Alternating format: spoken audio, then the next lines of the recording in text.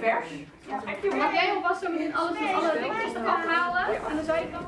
En dan zullen we zien dat de echte vezel blijft open. Hou hem in die hoek. Ja, en wikkel hem inderdaad maar om je vinger. Dat kan Ja.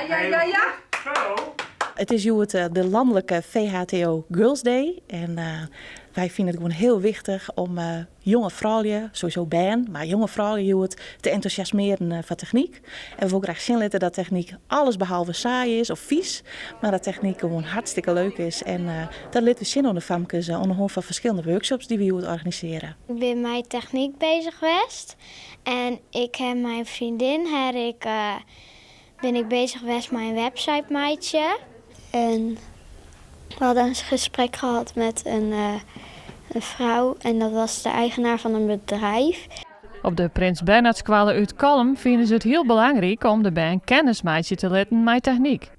Daarom starten ze met een onderwijsproject. Na de meivakantie zetten we eigenlijk ons onderwijs grotendeels in teken van de techniek. Wij vinden dat er op scholen nog wat te min aan gebeurt. En wij zijn, daar maken we een thema van. En dan gaan famkes aan de gang met allerlei aspecten van techniek. Maar dat gaat ook over onderzoeken, ontwerpen en uitvoeren.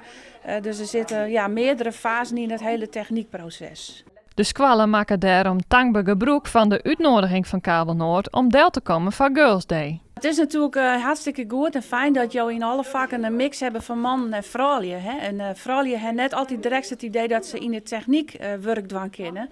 En in dit bedrijf laten ze juist zien dat er hele aspecten binnen van de techniek die voor famkes heel geschikt binnen. Er is zelfs iemand die beweert dat famkes dat beter kennen, jongens. Vast in Zins hebben we op dit moment 24 vrouwen, dus bijna 50-50. En dat vinden we hartstikke mooi. De balans tussen man en vrouw op de werkvloer is gewoon hartstikke wichtig. Zoest het letterlijk doen willen? Ik denk het net, maar ik voel het wel leuk om te doen.